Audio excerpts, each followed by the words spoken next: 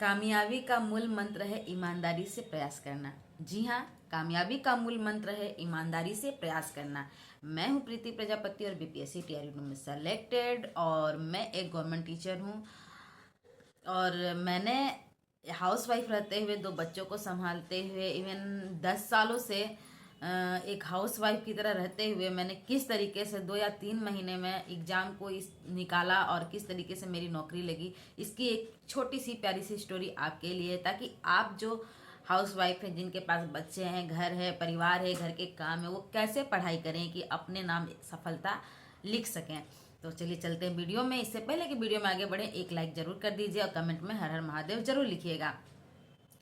और ये बताइए कि आप वीडियो कहाँ से देख रहे हैं, तब मुझे भी उत्साह मिलता है कि आखिर लोग कहाँ कहाँ से देख रहे हैं। कितनी मेरी माताएं बहनें हैं जो एग्ज़ाम की तैयारी कर रही हैं और सफलता नहीं मिल रही है या फिर मिल रही है, पहला टाइम है, कई बार अप्लाई कर चुके हैं। तो आप मेरा वीडियो ज़रूर देखिए, ज़रूर आप मोटिवेट होइएगा, ये मेरा विश्वास है। तो चलिए, जब मैं तैयारी कर रही थी ना एग्ज़ाम की, तो मैं भी काफ़ी फ्रस्ट्रेटेड हो जाती थी कि मेरा एग्ज़ाम सर पे है, घर के काम है, बच्चे हैं, आखिर मैं कैसे पढ़ाई करूँगी, कैसे मेरे नाम पे एक नौकरी आएगी। क्योंकि जब आप बेरोज़गार होते हैं ना और आपके रोज़गार की चाहत होती है ना, दिमाग में बहुत सारा प्रेशर होता है, और प्रेशर में हम बहुत गुस्सा भी करते हैं, चिड़चिड़े से हो जाते हैं, और घर और बच्चों को तो संभालना ही पड़ता है, चाहे जो हो जाए। बच्चे पढ़ाई भले छूट जाए, लेकिन और घर और बच्चे हमारे नहीं छूटते हैं। तो मैं ईमानदारी से बताऊँ ना, तो मेरा जो पढ़ाई का टाइम टेबल था ना, बहुत ही डिस्टर्बिंग था। कोई ढंग से टाइम टेबल ही नहीं था। जैसे कि मैं जब पढ़ती थी, सुबह उठती थी 5:30 बजे, तो मेरी बेटी का स्कूल का कैब आ जाता था 6:20 पे।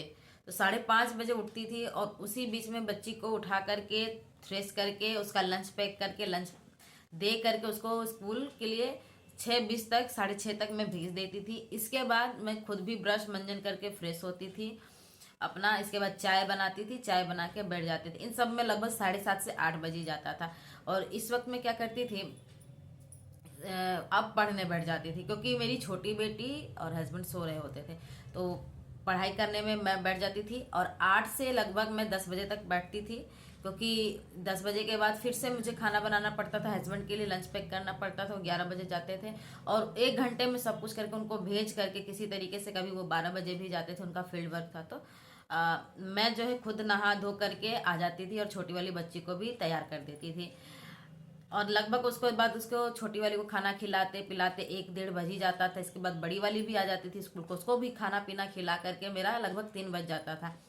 3 बजे इन सबको खिला पिला के छोटी वाली को फिर से सुला करके मैं जो है पढ़ने बैठ जाती थी। और कभी मुझे नींद आती थी तो मैं सो भी जाती थी। और मेरा दिन शुरू होता था फिर 4 बजे से। 4 बजे एक अच्छी सी चाय या कॉफ़ी पी करके मैं फिर 8 बजे तक बैठती थी पढ़ने के लिए। इस बीच में बैठती तो थी, पर इस बीच में अगर हस्बैंड घर पे नहीं है, छोटी बेटी है, उसने सुसु कर दिया, उसने पोटी कर दिया, घर में पूरा फैला दिया, तो मेरा काम फिर से बढ़ जाता था।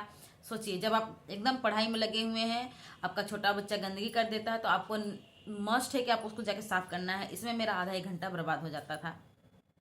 पहले ही बताया, घर में इतनी सुविधा नहीं है, नौकर चाकर नहीं है, खुद ही पढ़ना है, खुद ही घर के सारे काम करने हैं, खुद ही बच्चों को संभालना है, खुद ही उनको खाना भी खिलाना है। इवन मैं एक बात बताऊं, जब मैं पढ़ने बैठती थी, छोटी वाली बेटी मेरी खाना नहीं खाती थी, और उसके पीछे मैं खाना लेके दौड़ती थी, तो मुझे लगता था टाइम बर्बाद हो रहा है, 1 घंटा करेगी। चाहे दूध पीती, दूध दे देती, दूध के भरोसे मैं उसे छोड़ करके पढ़ने चली आती थी, और दूध पीते पीते सो जाती थी। पर ये मेरी बहुत बड़ी भूल थी। मेरी बेटी का ब्लड एकदम कम हो गया, 4 पे आ गया। डॉक्टर बोला इसको इमिडिएटली ब्लड चढ़ाना पड़ेगा।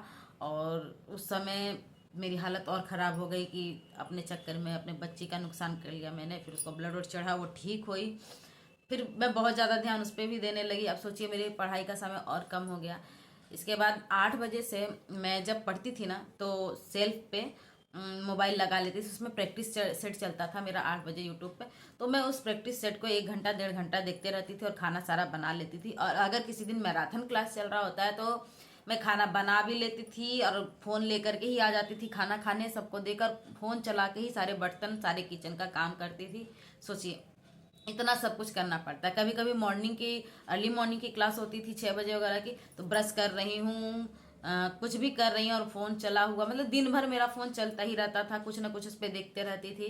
और सही बोलूँ तो शादी के बाद मेरी सारी किताब मायके में ही रह गई और मैं अपने साथ नहीं ले जा पाई थी। और कुछ समझ में ही नहीं आता था, कुछ बोलते थे ये खरीद लो, कुछ वो खरीद लो। और मैंने बहुत सारी किताब भी खरीदे। और आपको एक चीज़ बता दूं, किताबों का इतना सारा ढेर लगाने का ना आपको कोई फायदा नहीं है। किताबों का चाहे आप जितना बड़ा ढेर लगा दो, आप बहुत कंफ्यूज होगे, पढ़ नहीं पाओगे। अच्छा, किताबें कुछ सीमित ही रखें, उन सीमित किताबों से ही पढ़ें। और मैं क्या करती थी, जब पढ़ती थी ना तो मैं नोट्स बनाती थी खुद से। अभी यूट्यूब पे भी कोई वीडियो देख रही हूँ, क्लास परचेज किया है मैंने, तो उसका मैं नोट्स बनाती थी। यूं ही नहीं कि पकड़ के बस देख रहे कमेंटबाजी कर रहे, नहीं, उसका मैं नोट्स बनाती थी प्रॉपर। अगर क्लास छूट जाती थी तो उसको फिर कभी करती थी। लेकिन मेरा टारगेट होता था कि मैं पिछली क्लास को कर लूँ। कभी कभी तो ऐसा होता, एक महीने बाद कोर्स ज्वाइन किया है तो पूरा मुझे पढ़ना होता था, दिमाग पे बहुत प्रेशर, लेकिन फिर भी मैं नोट्स बनाना नहीं छोड़ती थी। मैं नोट्स बनाती थी, इसके बाद उसको फिर पढ़ती थी नोट्स को, फिर वहाँ से छोटे छोटे नोट्स को कलेक्ट करके उसको अलग करती थी। और यही ट्रिक आप भी अपनाइए। और जब आप प्रैक्टिस सेट मार रहे हैं, चाहे यूट्यूब पे भी मार रहे हैं, तो स्क्रीनशॉट जरूर लीजिए। मैं अपने हर वीडियो में बोलती हूँ तो मैं स्क्रीनशॉट रखती हूँ। आज भी मेरे फ़ोन का पूरा जो है मेमोरी भरा हुआ है स्क्रीनशॉट से। जब भी समय मिलता है उसको पढ़ते रहती हूँ। तो स्क्रीनशॉट भी मैं फिर पढ़ती थी, जो याद हो जाता था उसको डिलीट करती थी, जो नहीं होता था फिर मैं स्क्रीनशॉट के जितने क्वेश्चन होते थे उसको लिखती थी। लिखने से क्या होता है ना, दिमाग में छप जाता है। तो मैं तो ये मेरा बिजी शेड्यूल में मेरा ये जरूर था कि मुझे मोबाइल में स्क्रीनशॉट लेना है और जो क्वेश्चन नहीं आता उसको भी लिखना, ताकि वो दिमाग में मेरे छप जाए। और अब मैं आप लोगों को और एक चीज़ बता दूं, जैसे कि मैंने कहा कि 3 महीने में ही मैंने पढ़ाई कर ली और 3 महीने में मेरी नौकरी लग गई। तो ऐसा किसी के भी नहीं साथ होता। कोई ऐसा 30 मार खान नहीं है कि वो 2 महीने पढ़ करके एकदम नौकरी ले ले। वो जरूर कहीं ना कहीं से पढ़ाई के टच में रहता है। जैसे मैंने बीएड अपना 2014 में के आसपास कंप्लीट किया था। और सोचिए मुझे नौकरी कब मिली। इसका मतलब ये नहीं कि मैंने छोड़ दिया, हाँ मेरी टेक्निक उस वक्त गलत होती थी। मैंने अपनी टेक्निक को 2 सालों में सुधारा। आप कह सकते हैं मैंने अच्छे से पढ़ाई 2 सालों में की है। मैंने 2 साल अपने पूरे लगा दिए हैं। मैं उस वक्त यूजीसी नेट और यूपी टीजीटी का नोटिफिकेशन आया था, उसकी तैयारी कर रही थी। और इसी बीच में बीपीएससी आ जाता है। और क्योंकि मैं पढ़ाई के टच में थी तो पता चलता रहता था कि यूट्यूब पे क्या हो रहा है। बीपीएससी बहुत ज़्यादा हाईलाइटेड हो रखा था। बीपीएससी टीचर भर्ती टीआरई 1, इसके बाद टीआरई 2 का नोटिफिकेशन आता है। उसके लिए स्टेट होता है, 6 दिन का समय मिलता है। उसी में दौड़ भाग करके फॉर्म भरना। और जैसे ही स्टेट का रिजल्ट आता है तुरंत बीपीएससी टीचर का नोटिफिकेशन आ जाता है, तुरंत एग्जाम होता है, घर भी नहीं पहुंचते, आंसर किया जाता है, 15 दिन के अंदर रिजल्ट आ जाता है और 1 महीने के अंदर ज्वाइनिंग हो जाती है। इतना फास्ट काम कभी मैंने सोचा भी नहीं था कि इतनी जल्दी नौकरी भी लगेगी। लेकिन नौकरी पाने का इंतजार मेरा काफ़ी लंबा हो गया, 10 साल था। अब मैं गलतियाँ क्या करती थी, आप ये गलती मत। मैं इंतजार करती थी एग्जाम का नोटिफिकेशन आएगा, डेट आ जाएगी, तब मैं बैठूंगी पढ़ने। तो 1 महीना 15 दिन टाइम मिलता था। और गलती क्या करती थी, जो मुझे आता था मैं उसी को पढ़ती थी, जो नहीं आता था उसको पढ़ने पे फोकस ही नहीं करती कि मुझे ये चीज़ नहीं आता, मुझे उस चीज़ से डर लगता था। और ये मैंने ना बहुत सारे एग्जाम में किया। जैसे कि झारखंड वाले एग्जाम, झारखंड पीजीटी में मेरा सब्जेक्ट ज्योग्राफी है, तो वहाँ क्वेश्चन पूछा था मैपिंग से।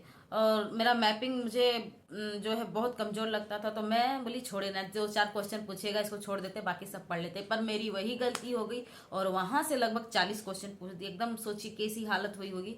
फिर भी अच्छा खासा नंबर आया था मेरा, 115 नंबर था 150 में, फिर भी सिलेक्शन नहीं हुआ। तो सोचिए कैसा अजीब सा होता है कि एक तो पहले जो है आप 60-70 क्वेश्चन भी नहीं कर पा रहे थे। जब आपने अपनी पढ़ाई शुरू की, पढ़ाई में लग गए और आप जब इतना क्वेश्चन कर पा रहे हो तो आपको नौकरी हाथ में नहीं है। तो एक चीज़ और है, मैं भगवान पे विश्वास करना इन 2 सालों में सीख गई कि चलो इतने दिन नहीं, भगवान पे पूरा विश्वास है। और अपने ऊपर भी मैंने विश्वास किया। इवन मैं जब आ रही थी तो अपने हस्बैंड को कहा कि इस बार तो मैं नौकरी लेके ही आऊँगी, एग्ज़ाम देने अकेले ज़रूर जा रही हूँ। सोचिए दिल्ली से मैं बिहार आई, एग्ज़ाम मैंने अकेले दिया। और यही था कि नहीं, ये अंतिम मौका है, यहाँ नहीं तो कहीं नहीं। ये सोच के मैंने एग्ज़ाम का प्रिपरेशन किया और एग्ज़ाम दिया। बड़े आत्मविश्वास के साथ आई थी कि मेरा सिलेक्शन हो जाएगा। ताना मारने वालों ने बहुत ताने मारे कि इतने कम नंबर पे या फिर इतने नंबर पे नहीं होगा जब तक आप 100+ नहीं लाते हो, और वगैरह वगैरह बहुत सारी बातें आई। ताने मारने वालों ने ये नहीं किया कि वहाँ क्या करने जाओगी बिहार में, या फिर सैलरी कम है, परिवार बच्चों से दूर कैसे रहोगी। बट जब नौकरी लग जाती है ना तो सबके मुंह पे ताला जरूर लग जाता है, मैं इतना ही कहूँगी। तो वीडियो काफ़ी बड़ी हो रही है तो अपने बातों को यहीं विराम देती हूँ और आपसे यही कहना चाहूँगी कि आप अपने पूरी दिल से, अपनी पूरी शिद्दत से एकदम पूरा मन झोंक दीजिए इस एग्ज़ाम की तैयारी में और पढ़ाई में लग जाइए। उत्साह लाइए अपने अंदर, एक अजब अजब से जुनून लाइए। आपको घर के काम खुद ही करने हैं, आपको अपना टाइम टेबल खुद ही मैनेज करना है, आपको अपनी विपरीत परिस्थितियों से खुद ही लड़ना है, कोई आपका साथ नहीं देने आएगा। पढ़ाई आपको खुद ही करनी है। तो अगर आपका कोई सुझाव है, कोई मैसेज है मेरे लिए, तो कमेंट जरूर कीजिए। और मेरी वीडियो अच्छी लगती है तो please like, comment, share and subscribe my channel. मिलते हैं नए वीडियो में, तब तक के लिए बाय, राधे राधे।